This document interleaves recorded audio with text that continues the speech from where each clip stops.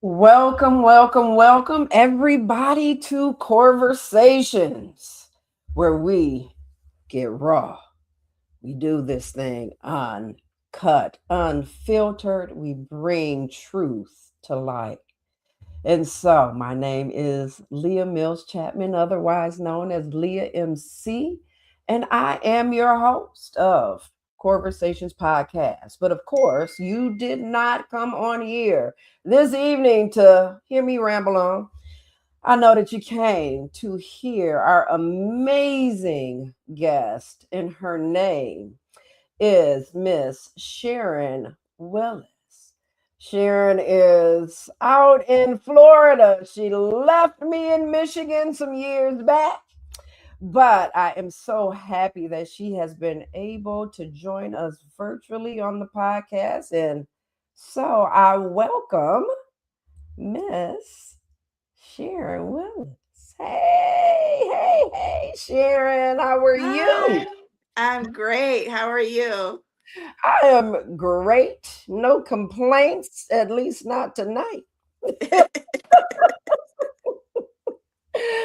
Oh, I am so excited about the conversation tonight. I don't know what to do. I've been posting all day long, just all day. Like, I just need for the people to hear the power and the truth and transparency in your story. Yeah. So I just want to thank you before we jump into it. Well, thank you for having me. I really appreciate it. I always, when I get an opportunity to share and to be transparent so I can help somebody else, then I jump on it because I think it's important to do so. Yeah, yeah. Thank you so much. I know that, in times past, when I was doing some things over at the church, you had to come on out and was willing to give a portion of your testimony. Yes. And we didn't, of course, delve deeply into it, but, kind of skim the surface. Mm-hmm. And hopefully tonight, we can kind of flesh out just a little bit more of, your story and what you have been able to persevere through, right? Yeah. Yeah. So I always ask this question. When I said that I was going to do this podcast, you jumped on. You said, "Hey, Leah, I want to be a guest." Yes. And so my question to you, why? Like, okay, we talking about people's core beliefs of themselves, and most times it's somewhat negative. Not always, but Mm-hmm. somewhat. What stood out to you that said, yeah, I need to be a part of this? What stood out for me is one, knowing you and knowing how passionate you are with helping people and getting people to a place of healing. One, I Mhm. wanted to be a part of it. Two, I truly believe that when people hear my story, they can see that, yes, she was in something really, really serious, but Yeah. she was able to get out of it. And Yeah. God was able to bring her out of it. And if she can get out of it, then I can get out of it. So Wow. that was my reasoning. Wow. Beautiful, beautiful. Put me aside, right? I always tell folk, yes, I'm a therapist. That's not what this show is about. But yes, true enough, I do present this show because I want for people to be able to kind of pull strength because Yes, it's tough in this world today, right? We go through a especially lot of today. hard. Yeah, especially, right? A lot is going on in the world today. And sometimes, instead of us being able to draw strength from the places, the wells, if you will, that we thought we could garner strength, such as Hmm. maybe the church or family, we're not always able to pull from that, right? Right. And so sometimes we can feel a little helpless and a little hopeless. And so, again, thank you so much for coming on to the show. And I know it's not that I hope, I know what it is that you will share this evening is going to be able to move the needle in someone else's life. So let's get going. I'm Let's ready. Let's get go. going. You ready? I'm ready. All right. What I plan on doing first, though, is I'm gonna bring this beautiful picture of this cutie pie. Yes, this is you as a baby. Yes, that's me. The innocence. The innocence. Wow. When you look at this, I see all the little hearts, I see the little cheeks. Like, why did you choose this picture to kind of start with when we take off on your story here? Why this picture? Um, because when I look at this picture, I see my innocence. I see my the joy just being in the world Yeah. before anything can taint it. Wow. I can tell looking that I'm loved and I'm comfortable. I'm sure of myself. Um, and like this little girl, she's ready. Like I believe if I'm not, I'm either 6 months or this was either my 6 month picture or my year picture, but I'm almost sure this was my Okay. 1 year picture. Okay. Okay. So I So you believe she was said, ready.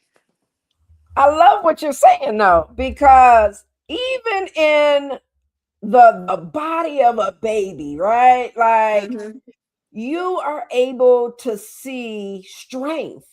Because I Yeah. can see it. I see your posture, right?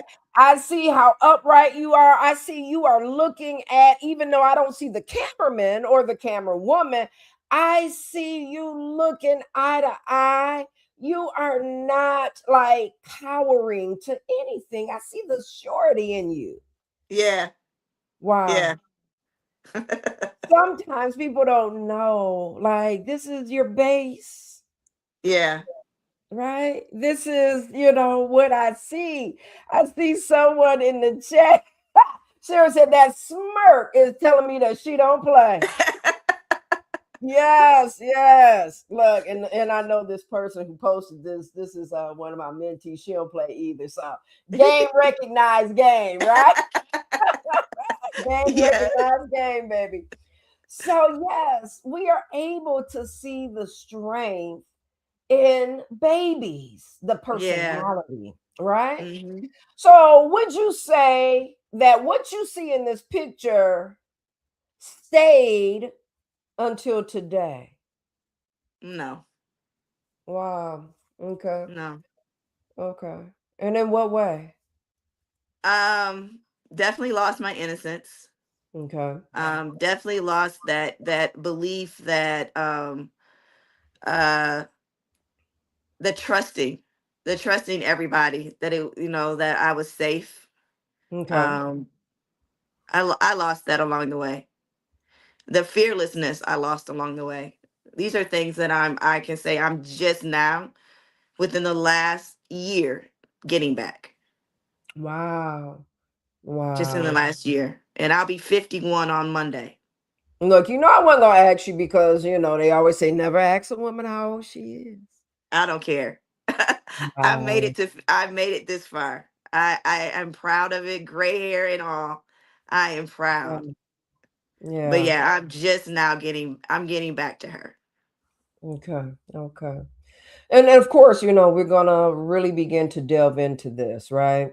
Yeah. So when we talk about conversations, again, we're kind of looking at the core belief that one holds about themselves, right? Mhm. And you continually reference, right, seeing innocence in this photo, but then having that loss of innocence, Yeah. right? And so when you think about an apple, right, you think about sometimes there's that little worm, and Mhm. that little worm finds its way into the flesh of the apple and it begins to eat away. Yeah. It just starts to erode, right? And there's some diminishment that happens over time. So I can imagine that this small, beautiful, but powerful little girl was able to hold on to that for a bit of time, a stint of time. Yeah. But you shared with me another picture that I want to bring to the stage. Okay. And it's this picture, right? Pigtails, big smile, lost some teeth there, but I'm still seeing the inner beauty of a child. How old Yeah. were you here? I was 6. Okay, okay. Between 6 and 7. Between 6 and 7. And would you say at this particular time that the worm, the proverbial worm that began to eat away at the strength, the beauty of Sharon, had that actually begun, or are we still a little far off from that?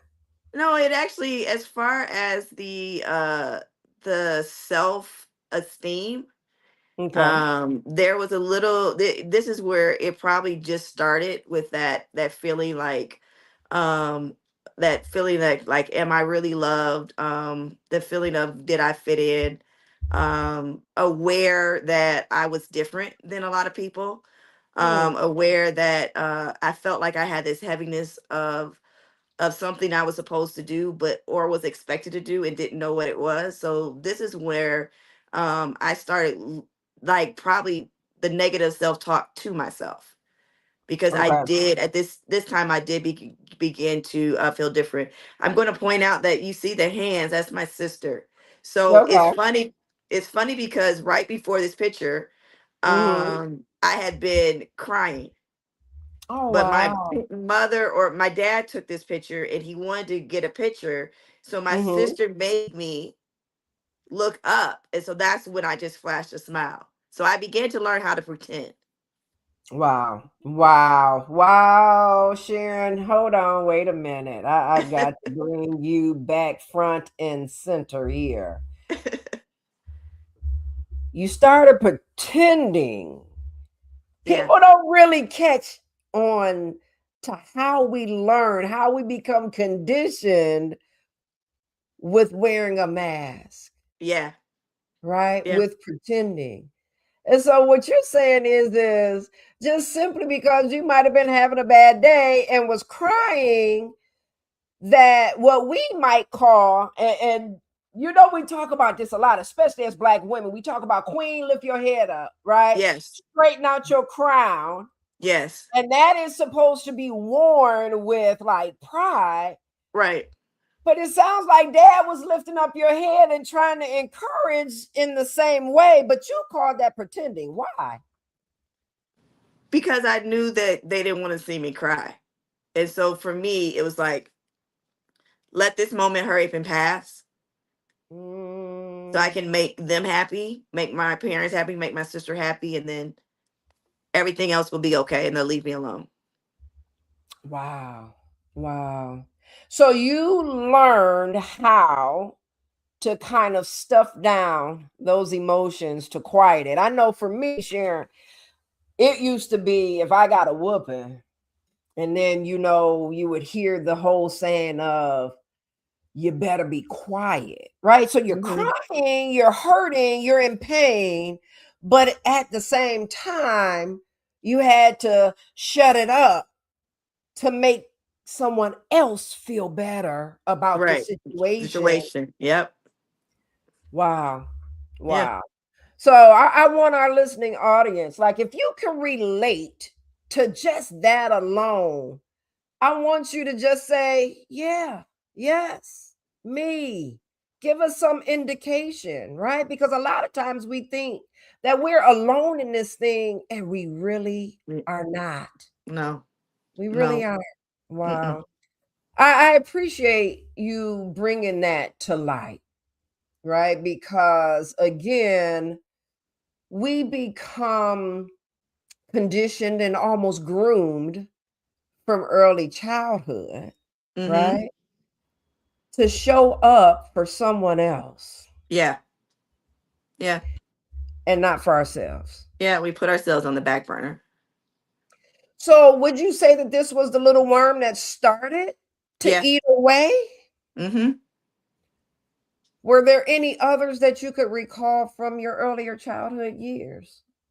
Well, there's other ones because but a lot of people don't know. I grew up as a pastor's kid. So a Yeah, pastor's kid, you have to have this for at least for me, it was like growing up in this SDA church, our family was looked at like this perfect thing, the Willises. I yeah, know you because you're a Willis. I can look at you and tell you're a Willis. And so we had to walk a certain way. We had to talk a certain way.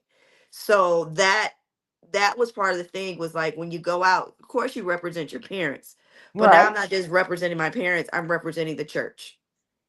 And therefore I've got to stay on this straight and narrow way. And I can't deviate.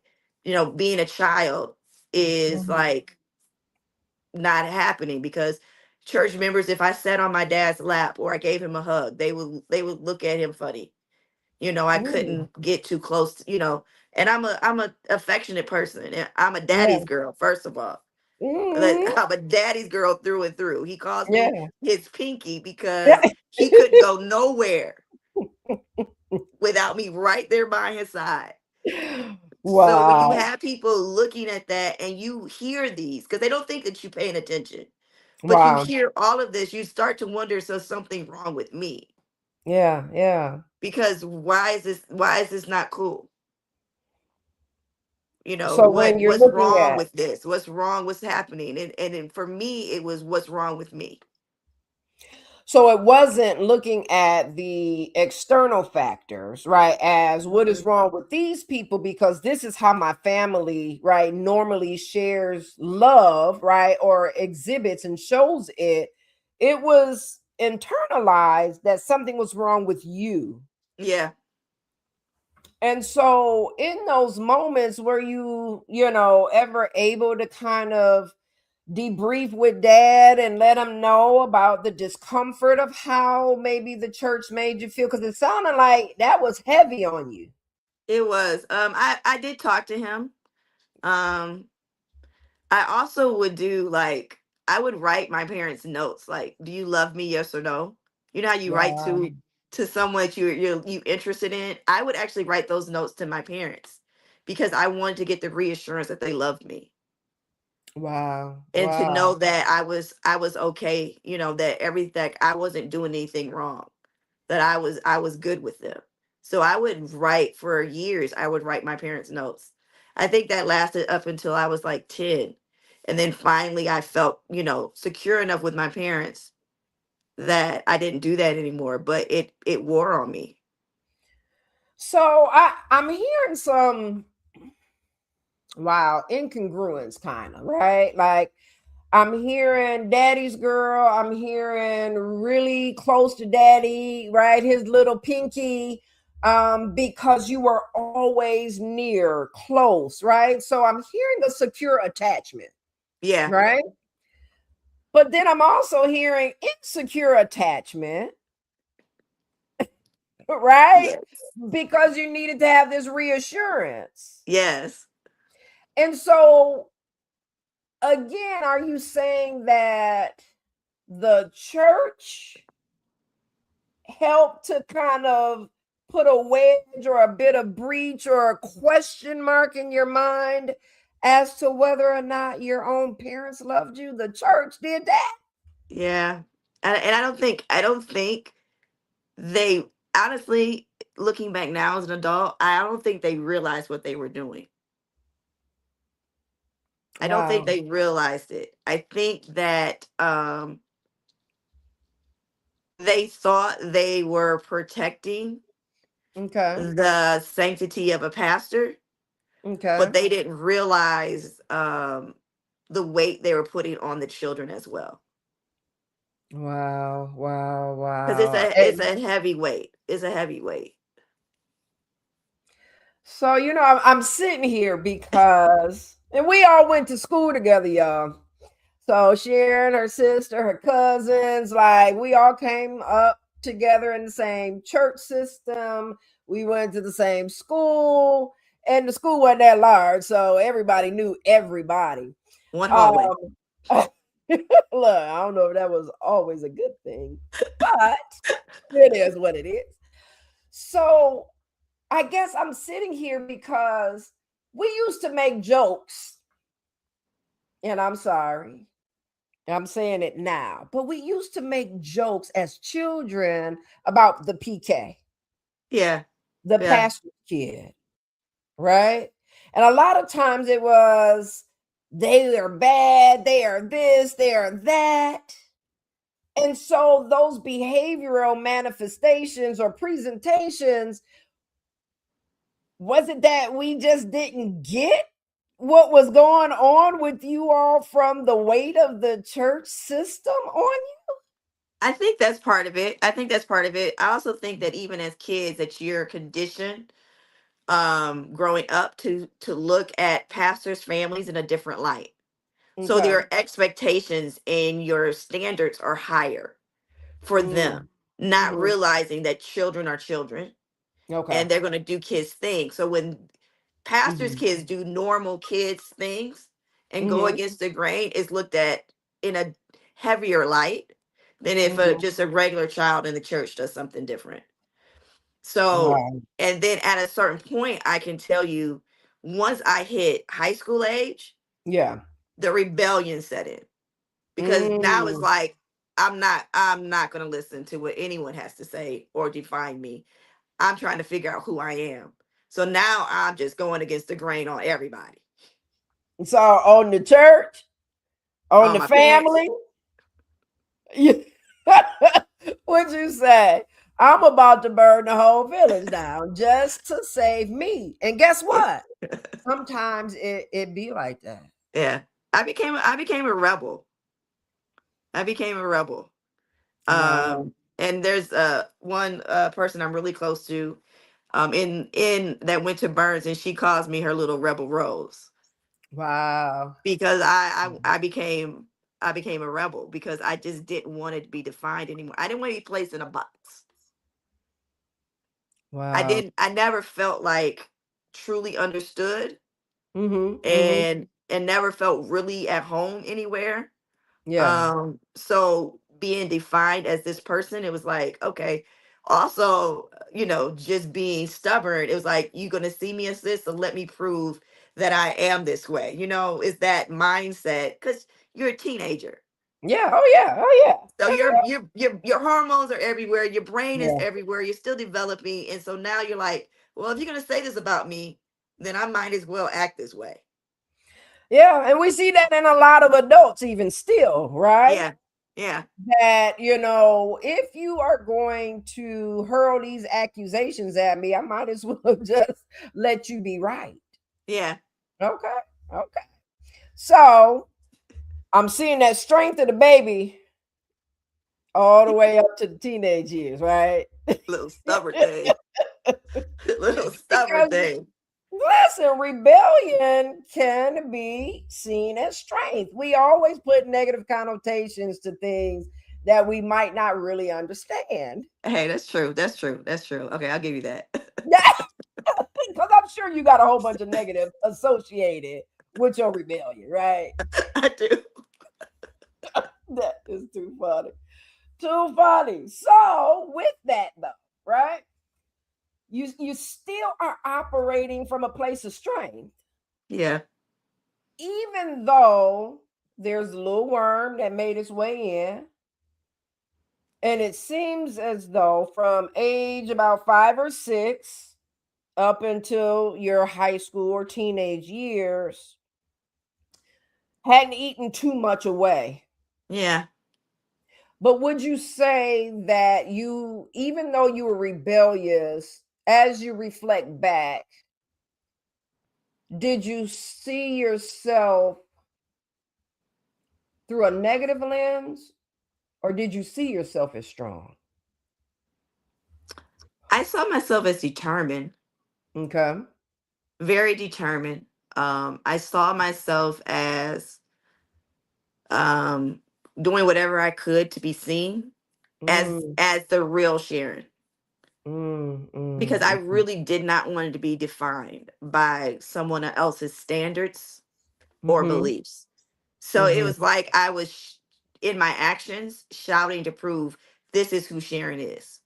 Yeah, yeah. Because what was echoing your head that individuals were saying who Sharon was? What was that? If you had to put that in a sentence, that Sharon is what? What do you think the world was Sharon shouting at you? Sharon was weak. Mm, Sharon was a pushover. Sharon was not beautiful or not mm. wanted. Wow. Wow. Okay. Okay. Y'all, we talking about our negative core beliefs of self. It doesn't necessarily mean that there's truth in it, Right. right? Mm-hmm. But it's messaging that continually, right, comes at us in different ways, whether it be verbal or nonverbal, whether Yeah. it be intentional. Again, as Sharon is saying, sometimes we just don't know what we are doing to impact another person. And Right. so sometimes it could come across as violence. Mm-hmm. Oh, and I have my violent streaks. It can come across that way, right? Because we're trying to protect ourselves from, right, the narrative that the world is putting out here. Yes. Yes. Wow. So we're gonna fast forward this thing just a little Okay. bit, All right. right? So when I put out that you were coming on the show, and I said that you had a very powerful story, of course I needed to do some framing around how Sharon has come along, who Sharon was, what sorts of things was impacting you from a young age.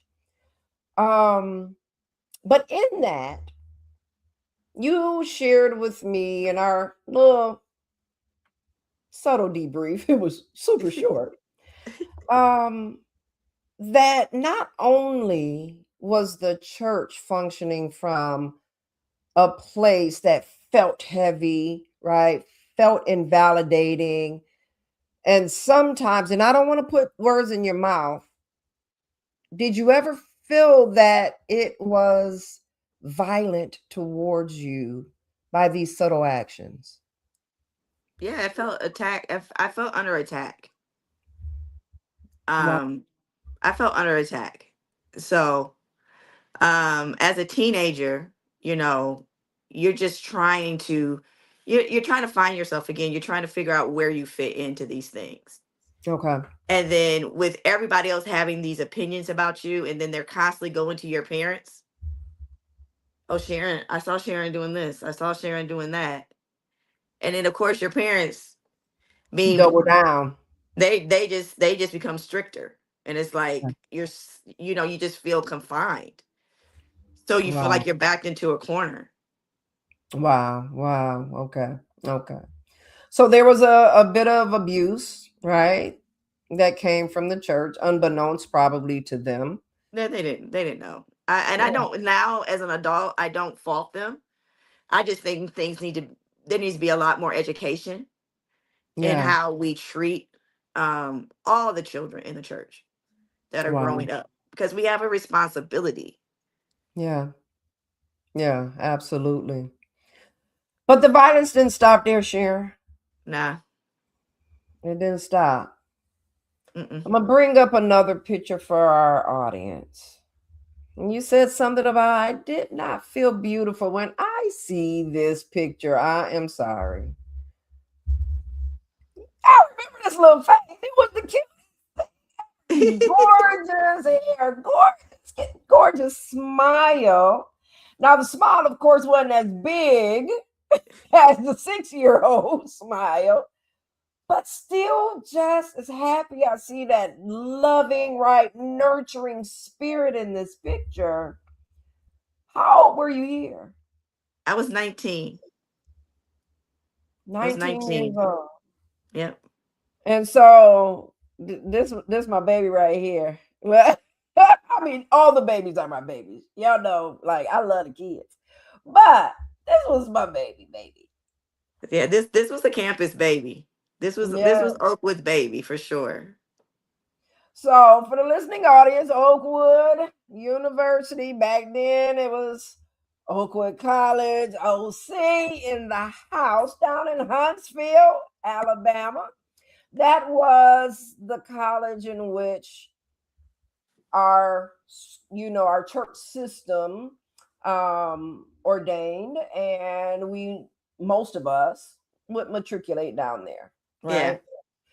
So you were still in college, or were you just on the campus, around the campus? I Talk wasn't to us. okay, so at that time I wasn't in school. I took a Okay. I was I had took a year off. Um and I had him in November of 94, which should have been my sophomore year. Mm-hmm. Um and so we lived off campus. By this time I was married. So I got let's married slow down. Let's slow down. At what age did you get married? 19. 19. All right. Okay. So got married that year in July. I turned 19 in May. Got married in July. Um, Started my accounting career that August. Had Trey that November. Okay. All right. So you had a lot of firsts all in 1 year, at still a pretty young age. Yeah. So marriage at 19, is that something that you truly wanted? Because And I'm not saying that this is the same as your situation, but I remember in our church system, there's always the conversation of, getting married out or having babies out of wedlock. And so they want you to get married, another pressure, added pressure from the church. Was this something you wanted to do I at actually did 19? want to get married. Okay. I always wanted to get married and have kids. In fact, my parents were heavily against me getting married at 19, even being Okay. pregnant. So I had a little bit of the opposite Okay. pressure, at least from home. Church was still expecting me to get married, but I actually wanted to get married. Okay, okay. And was your husband also around the same age, or No, he was 7 years older than me. So he was 25 when we got married. Or do you maybe, yeah. think that that played a role in, your parents' kind of outlook on that, or is it just they weren't ready for their baby to Mm, get yet? it was he was older. He had already been in the army. He had some history with, you know, with the police in jail. So Okay. they were not thrilled with me at all. In my choice at all. How did that impact you, right? So already kind of developing, this negative sense of self, not always feeling like were loved, had to write notes like, do you love me? And then when you're making this huge life choice, they're against it. Yeah. How did that help to solidify potentially what you had already been feeling about yourself? I felt like they didn't trust me at the time. Like Okay. I felt like they didn't think I was smart enough or wise enough to make that decision. And I felt at 19 that I'd proven that I was wise and wise. I mean, looking back now, it's like I have a totally different viewpoint. But Right? I'm speaking of Sharon at 19 or Shay at Absolutely. because by this time everyone was calling me Shay. So Shay Okay. at 19, Shay at Mhm. 19 felt I'm mature enough, I'm smart enough, I can handle this. I believe this is what God wants. I believe this is what I'm supposed to do. This is where I'm supposed to be. Just trust me. We do that, don't we? Look, you giving me flashbacks. I know what I'm doing. Don't have a clue of what I'm doing. I don't have a clue. And not knowing that potentially sometimes our parents are able to see some things that may come down the road that we are unable to see, right? Mm-hmm. Mm-hmm. So let's keep going with this story here.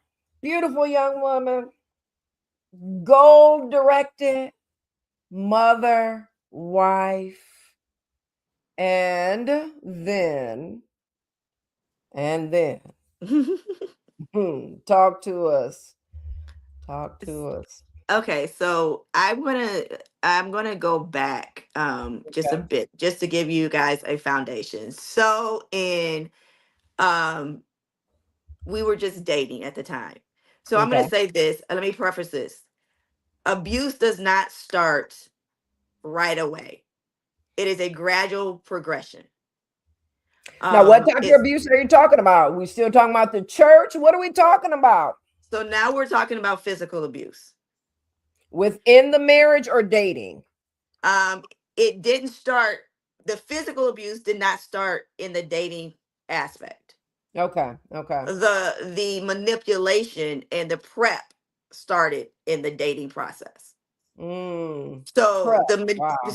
so it started in the process then, and it was the fighting, the breaking up, the fighting, the breaking up, the fighting, the breaking up, me in turning begging him to take me back, um him fostering a sense of I can't do anything without him, that I needed him in my world, setting the foundation.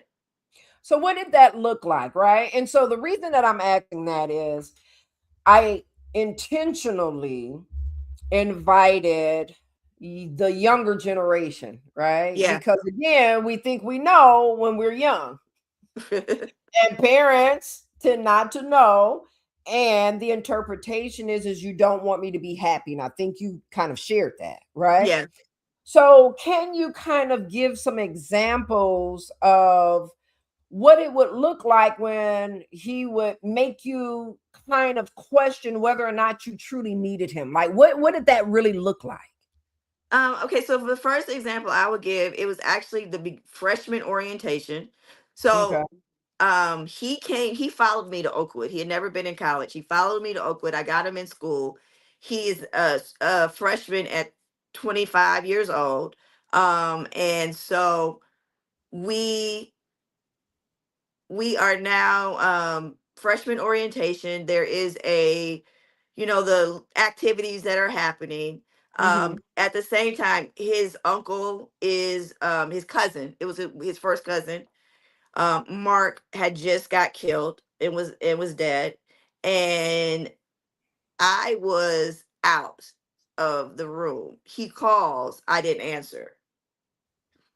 I'm doing freshman stuff. I'm doing teenage stuff. I'm intermingling, getting to know my classmates, everyone there. I'm with my friends.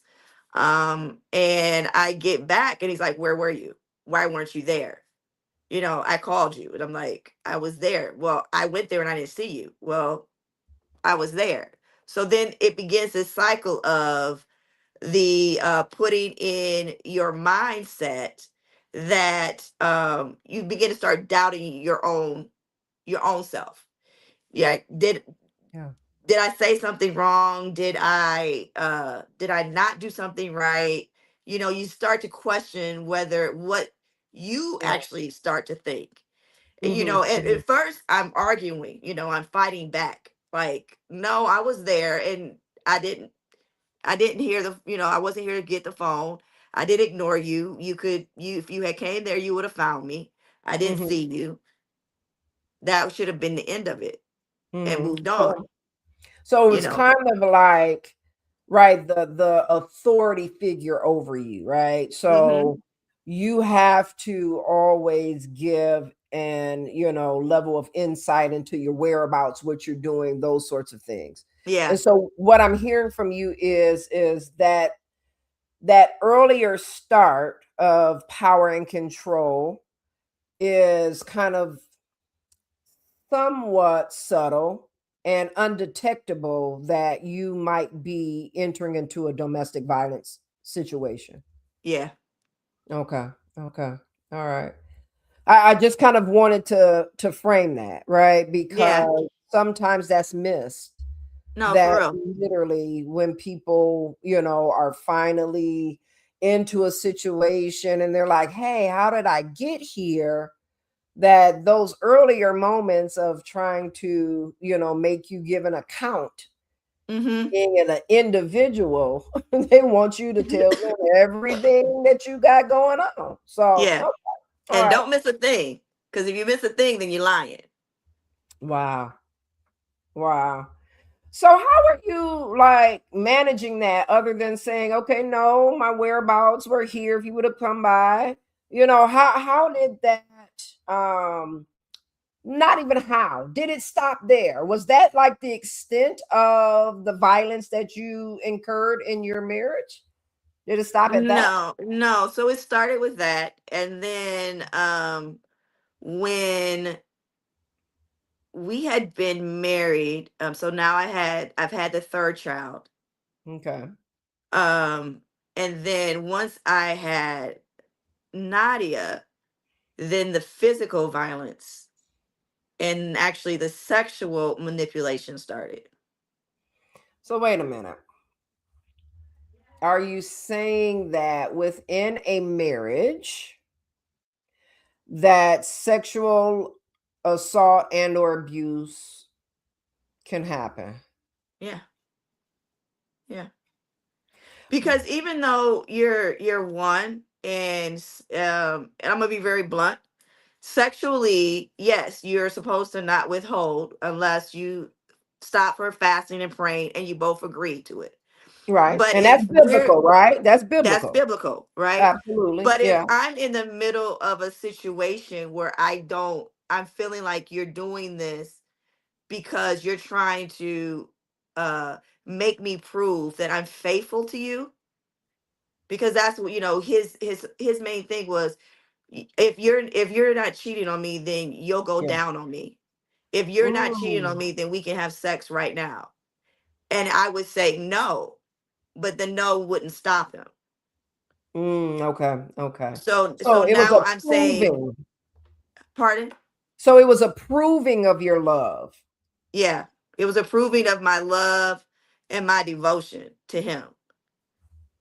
Wow. Wow. That he would, so if he saw me looking at a guy, he Mm-hmm. would be suspect. Like he was suspect of my cousins. He was suspect of everybody. Any person, any guy friend that I had at that time, he was suspect of it. And then later it's like, well, if you weren't looking at him, then this would, then you need to show me that I'm the one that you belong to or whatever.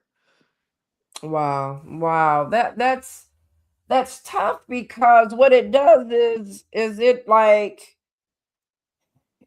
it makes you kind of relegated only to his liking, and you kind of lose family and friends. They kind of like, it seems Uh-huh. like they would fall away. Did you lose your family members, or did they ever get to a point where they just didn't want to fool with you and you were just kind of stuck dealing with it?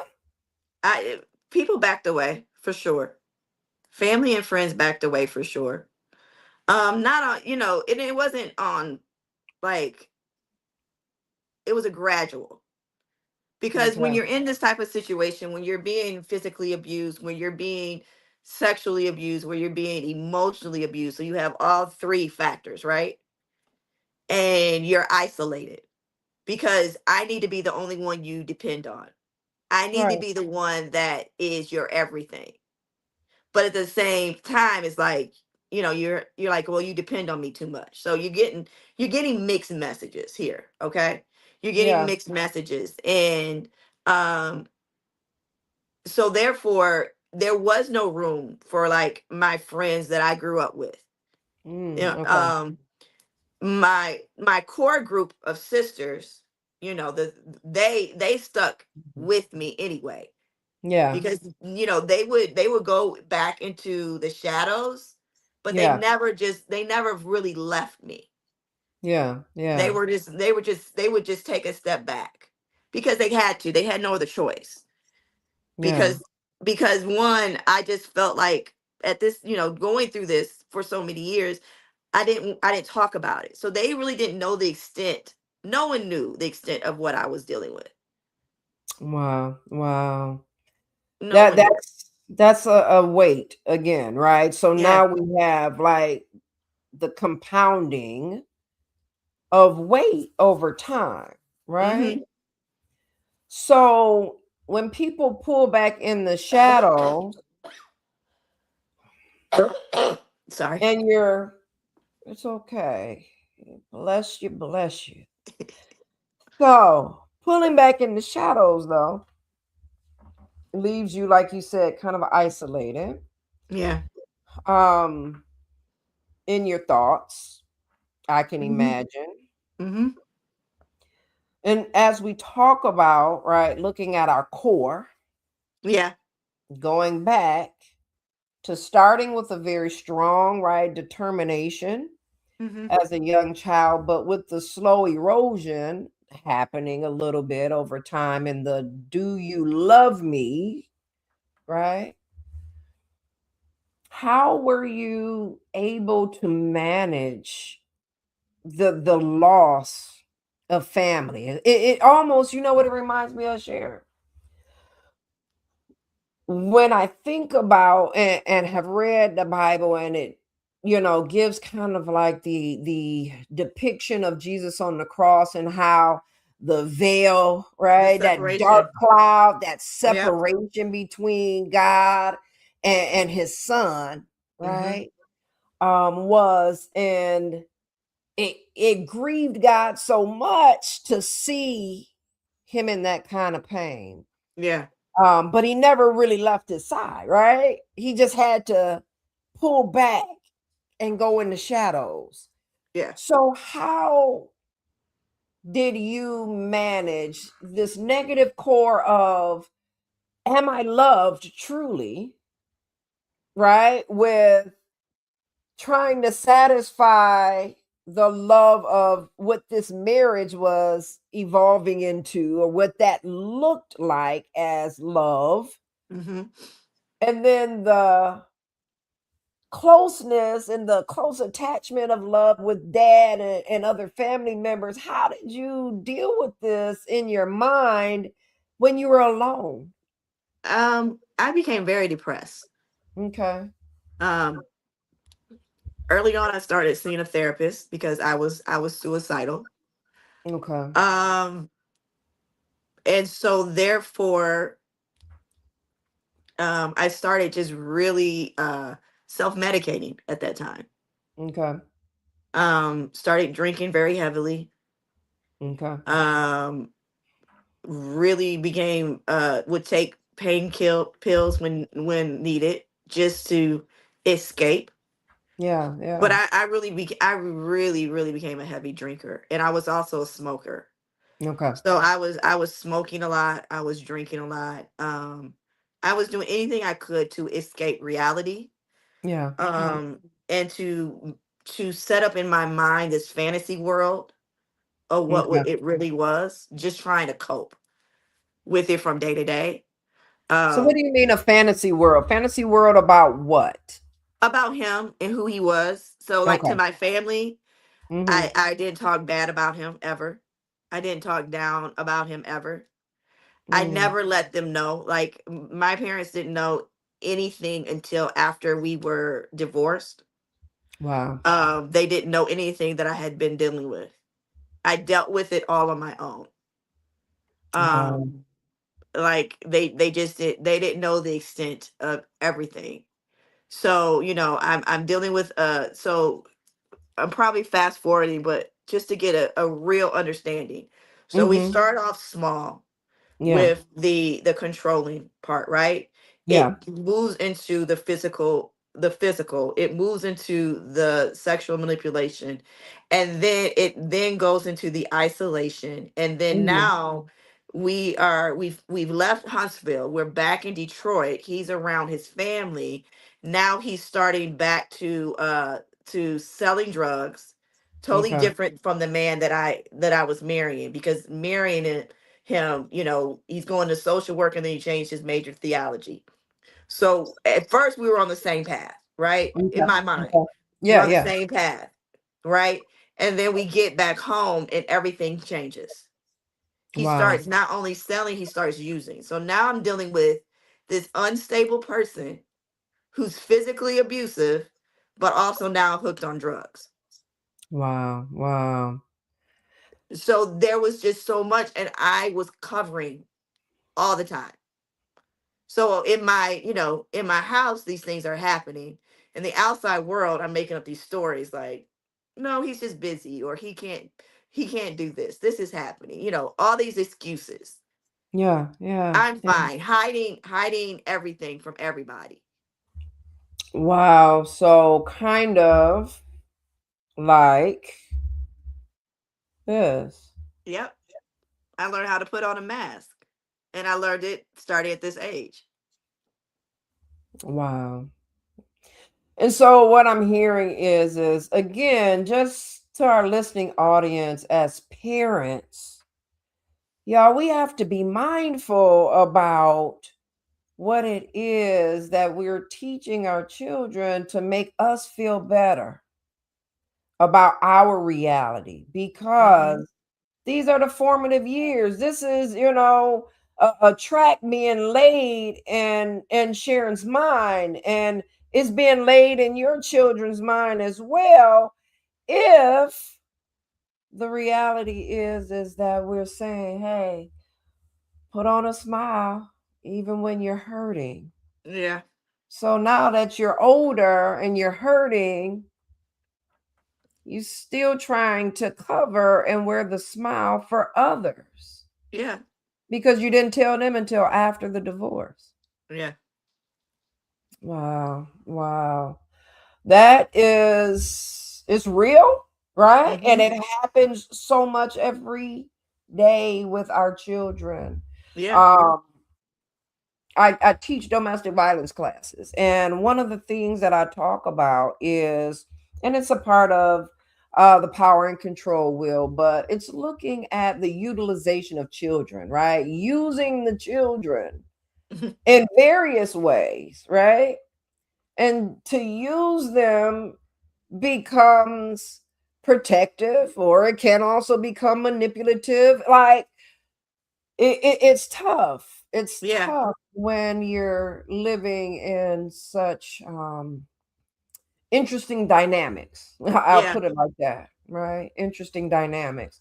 I wanted to kind of, touch in a little bit for our listening audience. I was doing a little bit of research, um, and I wanted to highlight this because Sharon, over the pandemic, like at the start where people were relegated to their homes and had to be in by 8 o'clock and couldn't break free and move around and do what they do, they had to sit with the people that they really didn't know they were married to Yeah.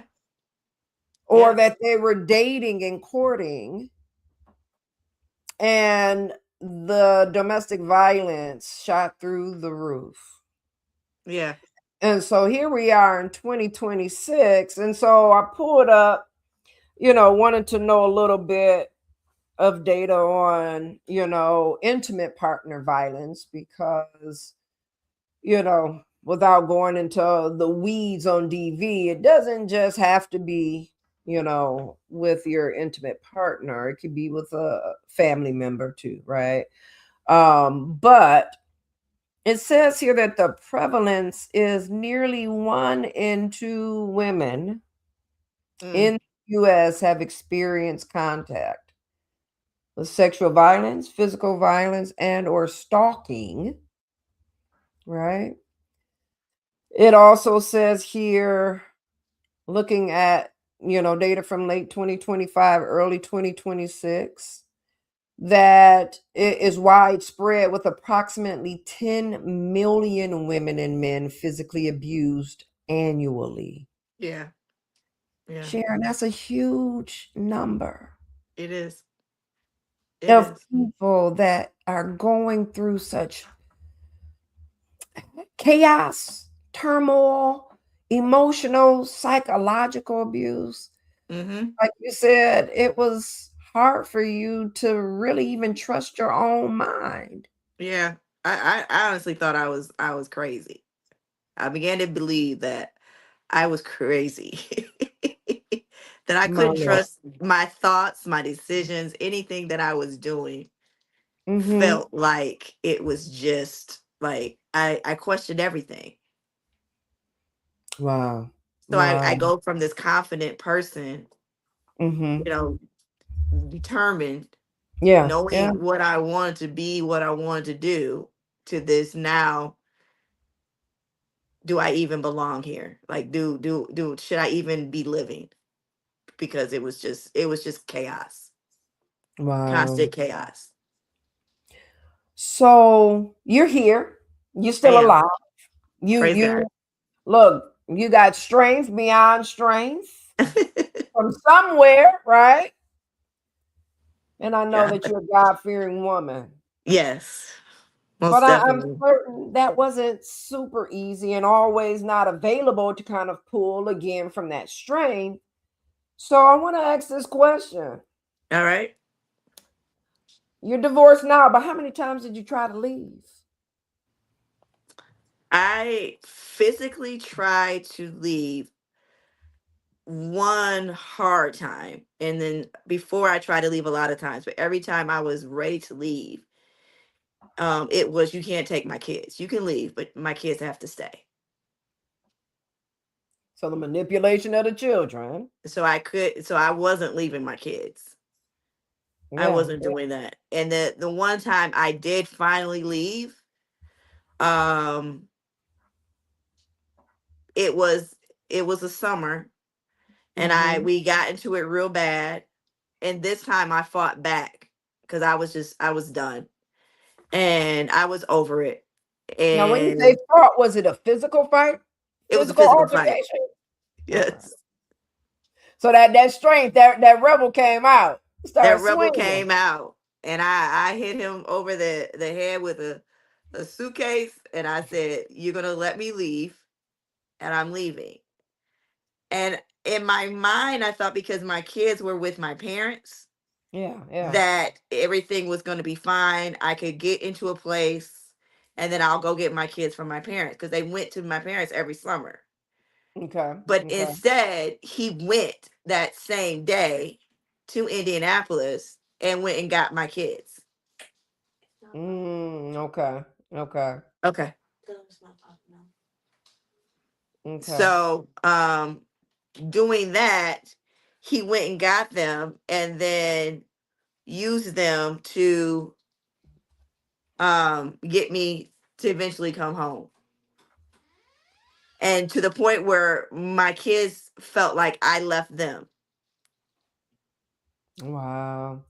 So kind of that intergenerational trauma, right? So Yeah. they're in the space of does mommy love me? Almost like how you were writing notes to your parents. Mm-hmm. Yeah. Wow. Wow. See here, we have Nathaniel Frazier. He says her strength reminds me of my mom's strength. It takes a strong woman to deal with all what she dealt with. Mm. Wow. Yeah. Yeah, you're not alone in this, right? And some of us have been through it and didn't necessarily know Yeah. what exactly we were going through. Right. And so that's one of the, major reasons is that I wanted for you to come on and give us a snapshot. Because how many years were you married to him? I was married for 22. We had been Wow. for 22 and a half years, and we had been together for 23. Wow. So for 23 years, you were enduring some part of this, Yeah. some part of psychological, emotional, physical, right, and other types of abuse. Yeah. Wow. Yeah, I think I agree with Nate. You're strong, resilient. And I hate that word resilient really when people, like to just kind of throw it out there to try Yeah. to again gaslight people to make them think like, oh, you can handle anything that I throw at you. But I'm seeing your strength. I'm seeing that little baby, right, was still in there and Yeah. was still in there, shining through. Shining through. Wow. So we had 20 something years. You finally got to the point you had to fight forward. Mm-hmm. You had to fight forward. Yep. And you And are still, mm-hmm. by this time, Yeah. he's had a extra child that I'm While you were raising married? while we were married. Okay. Okay. That I'm raising. Okay. Okay. Now hold on. Hold on. Like the movie Fences. Share. Hold on. Hold on. So amidst this time frame, Yeah. you are enduring all of this and it has taken its toll, it sounds like, on you. So much so that is it that you couldn't like fight back? Because people say all the time, why did it stay so long? Honestly, I just didn't see how I could get out at the time. I Okay. didn't see a way out. I remember starting to pray because, mind you, by this time, I promise you, I was drinking so bad I could Wow. drink you under the table. Yeah, I I mean, could it's drink you under a real. table because I would go to the corner store, Mm-hmm. something we don't really have in Florida, but I would go to the corner store, get a small Yeah. bottle of Ciroc, like the mid size, like this size, right? Mm-hmm. Of Mm-hmm. Ciroc, drink it all, go to sleep, get up, move on the next day. I was just surviving, literally just surviving from day to day. And I was praying because Yeah. God had told me this man was going to have a child on me. I knew it was coming. I just didn't know when. God had already told me what was going to happen. And I remember asking God after I finally left and then I came back because I was like, my kids cannot live in this house with this man without me. Yeah. Yeah. Um, I remember praying, Lord, how long? Mm. When is this going to end? Yeah. Yeah. How Yeah. long do I? And the Lord kept saying, "It's this is you're almost done. You're almost done. You're almost done." And I'm like, Wow. okay. And so that is what kept me like I'm here. I'm present as much as Mm-hmm. I can be, but I'm Mm-hmm. really just surviving. I'm Wow. making sure each child is getting off to college. Wow. I'm making sure each one, okay, I'm working. I'm making sure the bills are paid. I'm making sure every child is okay. Now let's talk about that for a minute because financial abuse is also a part of domestic violence, right? Yeah. Hmm. So when I hear you say I'm right managing the bills, would you say that financial abuse was also a part? Because it's true that in DV things start very small and then they begin to grow and compile one type of abuse right along with others. Others, Would you yeah. say that financial was also a part of your story as well? You can because it got to the point where I was the only one paying for anything. I was paying the rent. I was paying the car notes. Well, he paid. Let me back that. He paid his car note. That's the only thing he Yeah. paid. He didn't pay the light bill. He didn't pay the electric bill. He didn't buy the groceries. I don't know where this man's money went. He was making decent amount of money. I honestly don't know where the money went. But I was paying for the phone bills. I was doing everything. I was buying the clothes. I was doing everything. But my kids really didn't know that I was the one that was doing it all. Yeah, They knew yeah. that I was the one that was showing up for them in Mm-hmm, every mm-hmm. aspect, but they didn't understand that I was literally doing everything. And at the same time doing everything, he's like, "Well, what you spend your money on? What you do here? Did you really pay the bill? Let me see that you paid the bill." And I'm like, "Dude, you're not paying anything.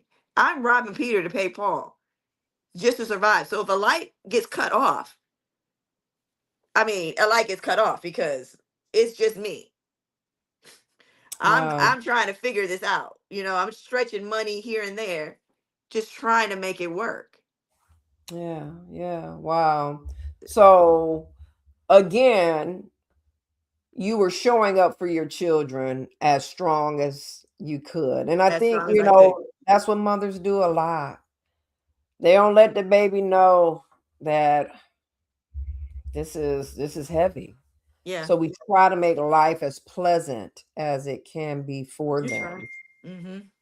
And so it definitely, you can't hide everything, but you No. try as best as you can to protect.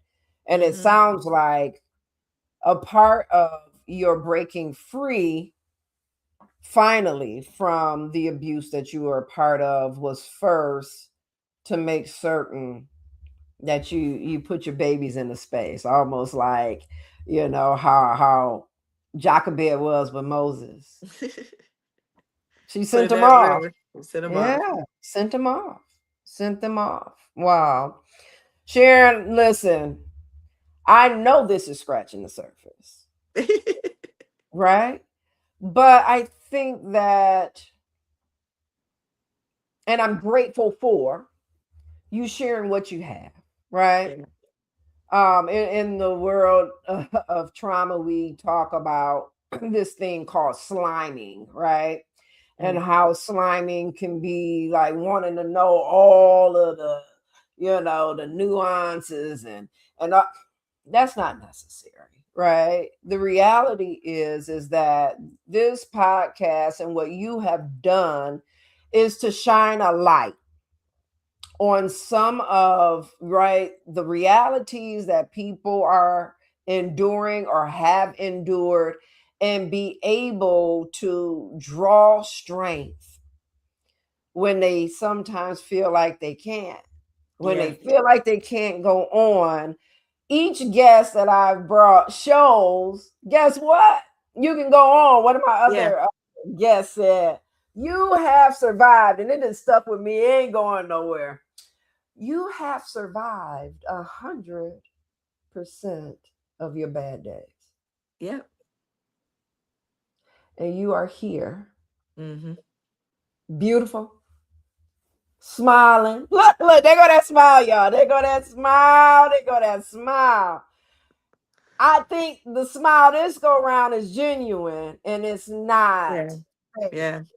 right? It's not No. putting on a show to make someone else feel better. That was radiant from your heart. Yeah. And I Definitely. love Definitely that. Yeah, for sure. I love it. So we about to start landing this plane. Talk to the audience. Let them know. Let them know.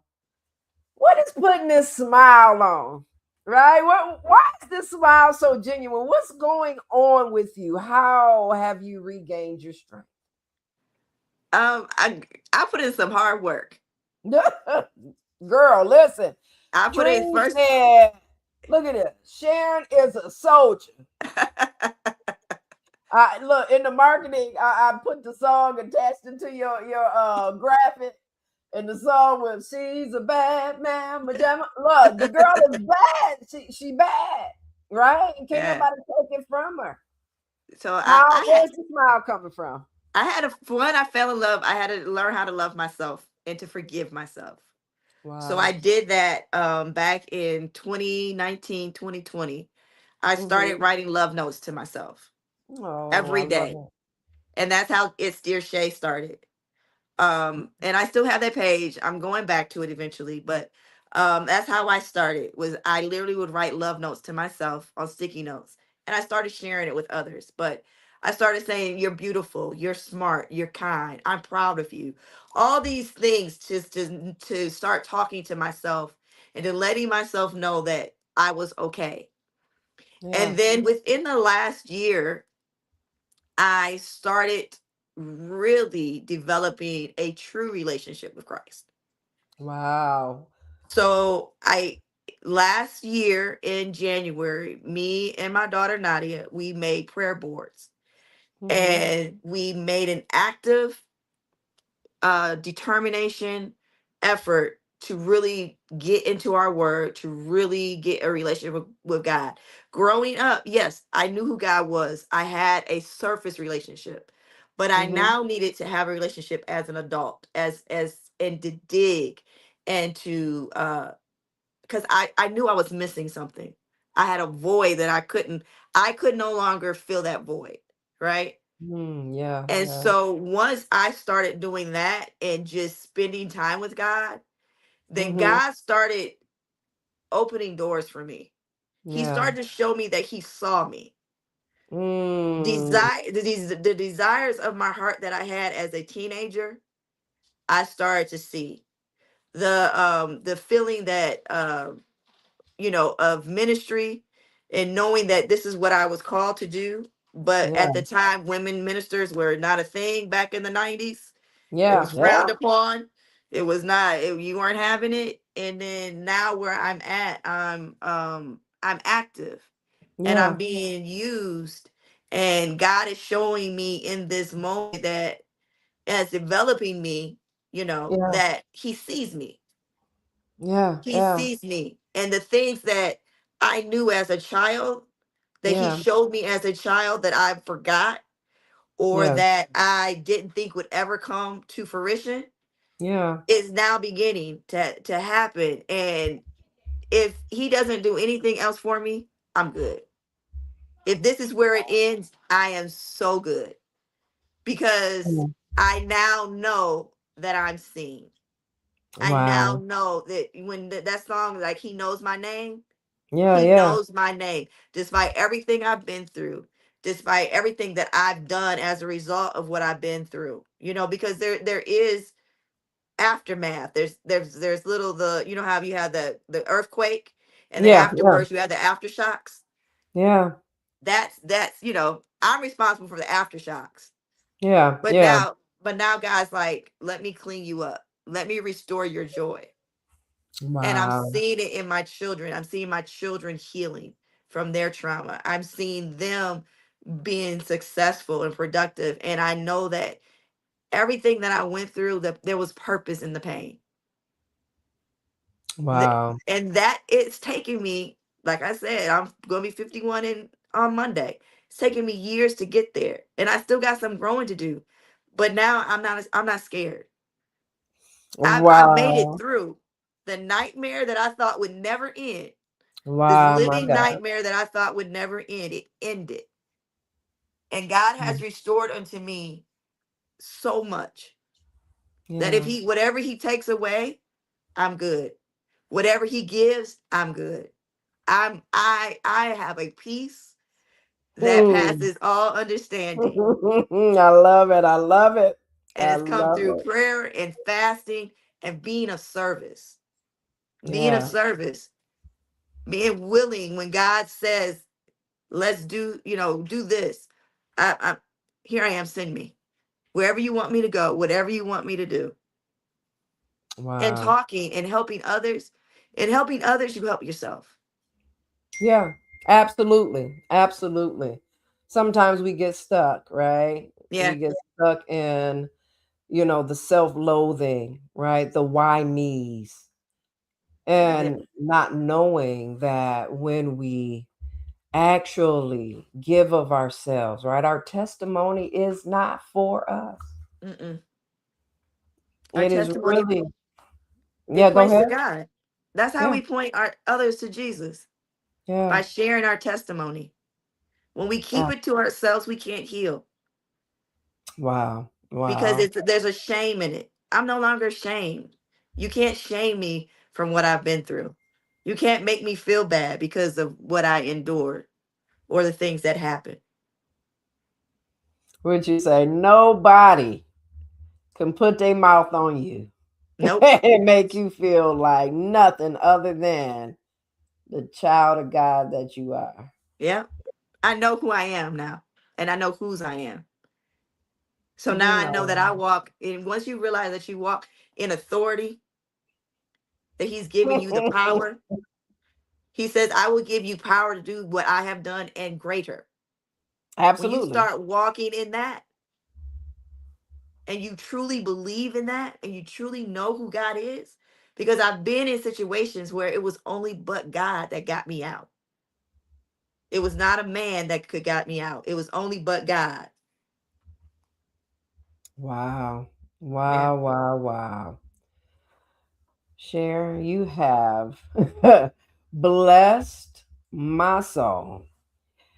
And from what I'm reading coming through, you have blessed the audience this evening. God Yeah, ain't playing about you. He ain't playing about you. And as, I as my see. as my cousin says, I'm favored.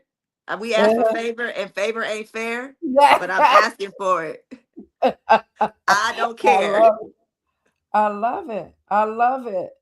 And again, sometimes he takes, right, the most painful parts of who we are Yeah. to just show who he is, his glory. His glory, right? He Yeah. like, hey, if I can do it for Sharon, if I can do it for Leah, I know, look, I'm good. I'm Yeah. gonna be all right. So Yeah. everything can point right on back to him. I love it. Amen. I totally Amen. love it. So Sharon, again, we can keep talking because Forever. that's what we do. That's what we do. But we are going to land the plane.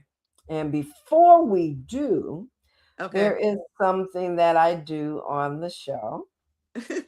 And it is for you to give a seed of hope. a seed of hope to the listening audience. And it normally is 60 seconds, right? Because it's just a little thing.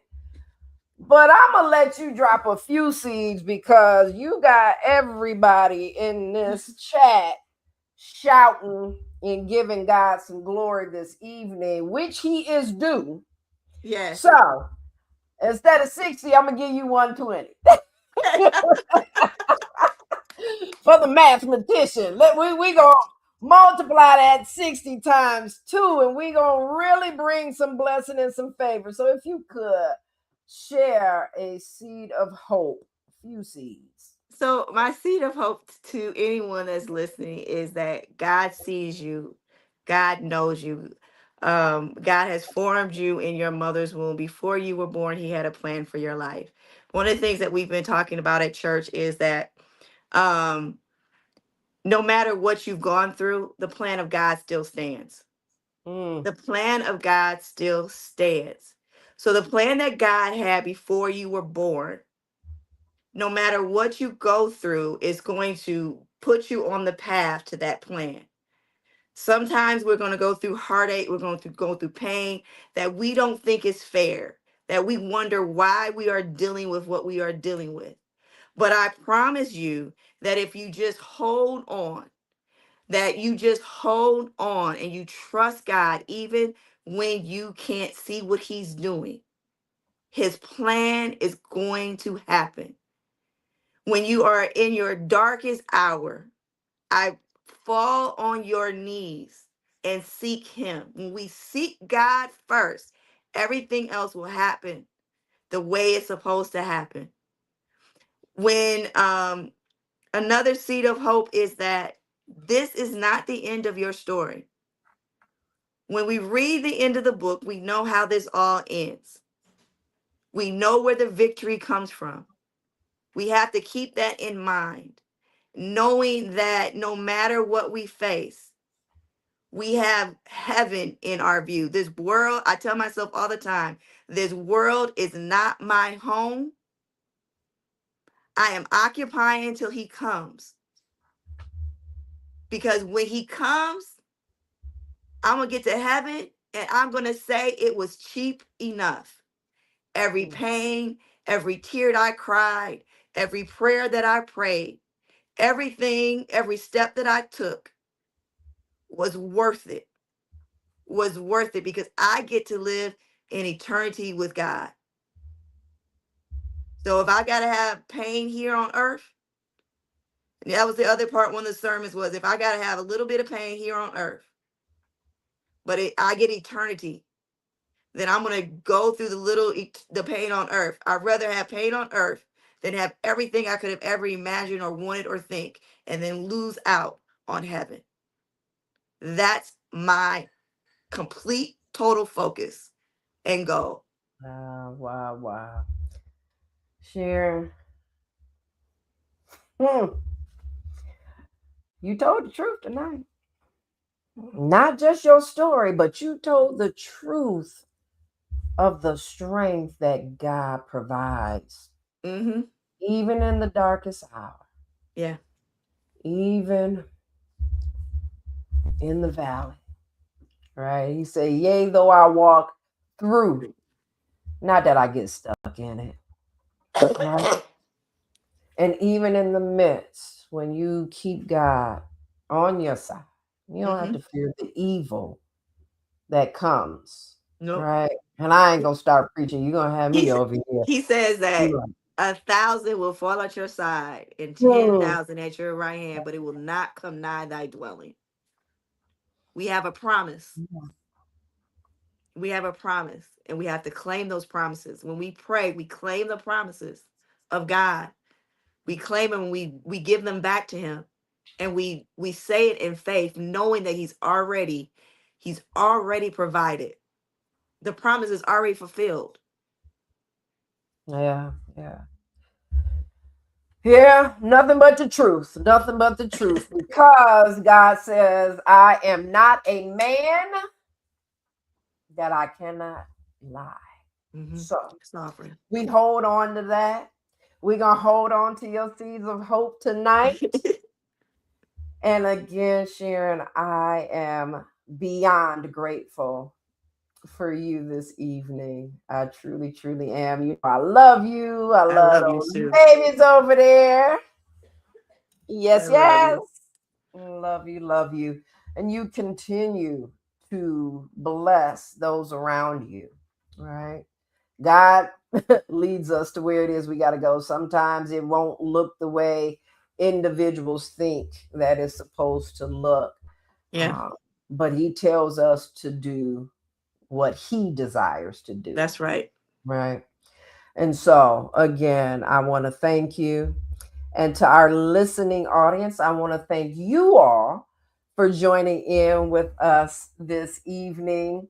Pray that you were blessed. Pray that you had received some strength if you are going through some difficult moments, especially within your family system, or within your intimate relationships with your partners. We hope that you were able to garner some strength. Before I shut this thing down, if you would love to be a guest on Conversations, please reach out. You can DM me, or I will also put at the bottom of the screen how you can get in touch at Conversations with Leah at gmail.com. And I would love for you to come on and share how you have overcome those difficult moments, those negative thoughts that continually would reign a ring within your head, and how you were able to make it through. We all don't have the same story. We all won't Mm. have the same method of how we got through, but someone I know will be able to glean from you. So we thank you all for joining us on Conversations this evening. You all do have a blessed night. My name is Leah MC. I am your host, and I will see you next Thursday at 8 p.m. Do have a great evening.